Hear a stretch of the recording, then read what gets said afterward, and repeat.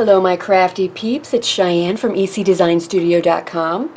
Right, today it's Tips and Technique Tuesday, and we're going to be working with Stampin' Up's Heat and Stick powder.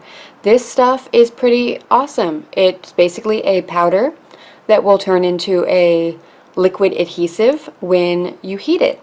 But you can use it pretty much just like you would an embossing powder, so you can use it with any of your stamps. So we're going to be using it with the Stampin' Up Stampin' Glitter Dazzling Diamonds.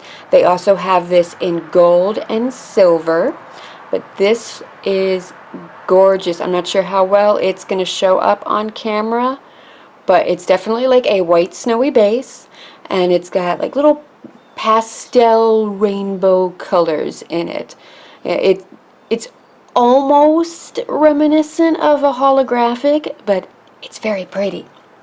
Alright, so we've got our heat and stick, our dazzling diamonds. We're going to need our Versamark stamp pad and the embossing buddy. The embossing buddy is, I find it's very important when you're doing any sort of heat embossing or working with glitters, anything that there's going to be a little static action happening that you don't necessarily want to happen. The embossing buddy is great. Don't get me wrong, I went years without using an embossing buddy, but even then there were times like I broke out like the baby powder, but I don't keep baby powder in the house a whole lot, so this is awesome, and it's all self-contained. So this is the tag we're going to make today. This was cut using the, let me get the actual name, the Tags and Label Framelit dies from Stampin' Up. And this is basic black cardstock, and we got some little chalk marker, the white Stampin' chalk marker in white around the edges. So pair of tweezers. I find that's always, you know, handy when you're doing heat embossing, and a little, you know, paintbrush. Doesn't matter what kind it is, so it's just going to help to wipe off any extra that kind of sticks on, because sometimes that happens even with the embossing buddy. You're also going to need your heat tool. I've got my Stampin' Scrub and Stampin' Mist standing by. You can also use baby wipes, but I just think the Stampin' Scrub and Stampin' Mist do a better job. It's faster, and I find it to be less messy. We're also going to be using the Solid Butterfly from the Paper Papillon Potpourri. Wow, I didn't really get that one right at all, did I? So I wanted to do a solid image so that you could like really see the glitter and the bling. And that's also why I'm doing this on basic black cardstock too, so that you can have a better chance of seeing it. Alright, enough of me jammering on. Let's go ahead and get started. Alright, step one. Swipe your embossing buddy over your tag. Have a piece of scrap paper, or if you actually store your embossing powders and stuff like that in a little Tupperware, that comes in handy. I'm going to be doing that once I move, because I just think it's going to be easier. Coffee filter, you can work over a coffee filter. I understand that's awesome too. I have a Keurig. I don't have coffee filters in my house. Alright. Versamark, our stamp, stamp it up, or ink it up just like you do any other stamp, and then just pop your stamp on wherever it is that you want your image to be. Clean off the stamp. Well, Versamark, you do have a lot of time, well, not a whole lot of time. I believe it averages 10 minutes before Versamark completely dries. So you've got a little time, you know, to play if you're wanting to do a whole bunch of these tags all at once.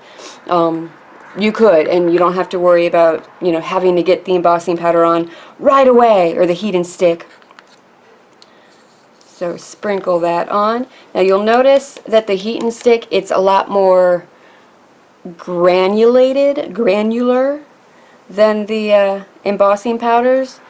That's okay, you know, remember it's a powder glue that we're going to melt to be more, you know, sticky and Not so much liquidy, because then that implies that it's just going to, you know, drip off the project.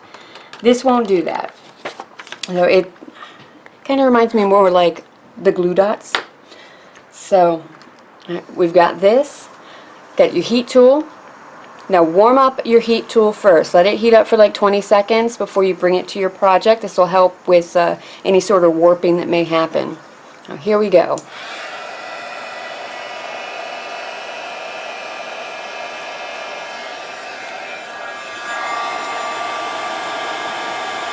I'm just going to heat it up just like you would anything else. So you can see it's heated up, it's melted. Alright, and since we've been, you know, just kind of showing you that, alright, get your scrap piece of paper or whatever you're working on, your dazzling diamonds ready. I haven't played around with this, you know, so I'm not sure like how long before it's not sticky anymore. Actually, that's still pretty tacky. But I want this to be, you know, still kind of wet. So I'm going to heat it up again real quick.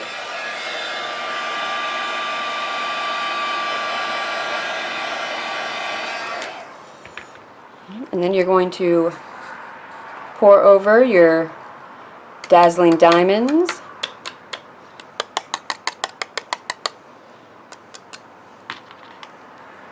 And clean up a little bit of this. Not that it really matters. Alright, and then I'm going to heat it up from the bottom because I kind of want it to just really hold on to that glitter.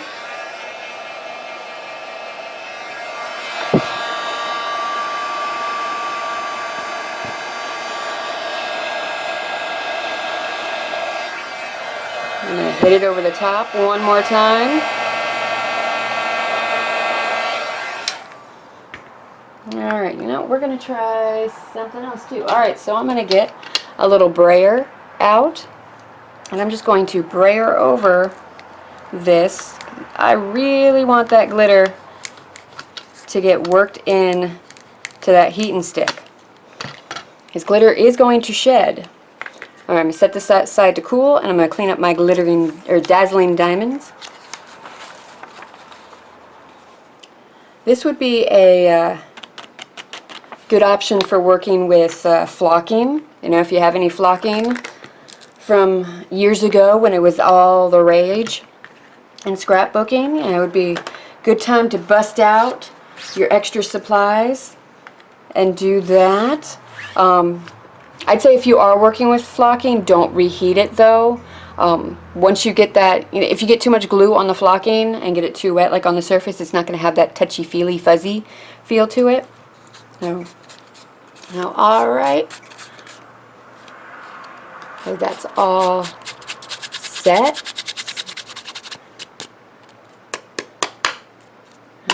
Give it a good rub over. You can even take a paper towel, because the embossing buddy is white and the cardstock I'm working on is black, so you might see a little bit of it. Take a little paper towel and kind of wipe over it. So, I mean, the glitter, it's going to come off. It's not on there like super secure. If you were really concerned, you could hit it with like a clear varnish, but yeah, it's glitter. Glitter comes off. It gets everywhere. That's one of the wonderful and horrifying things about glitter. It gets everywhere. Alright, so now we're just going to take hole punch, any hole punch that you may happen to have in your collection. Stamp a little hole. Now this framelit set does come with a die that will cut a circle for you. I just prefer to do it this way. Alright, now we're just going to take our Stampin' Chalk marker and just pop in our dashed lines. You could do dots on this, you could skip this step. This is your crafting and your creating. You do you.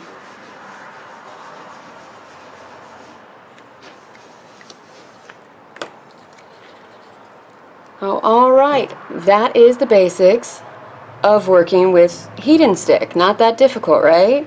So feel free to go and glitter and flock to your heart's content.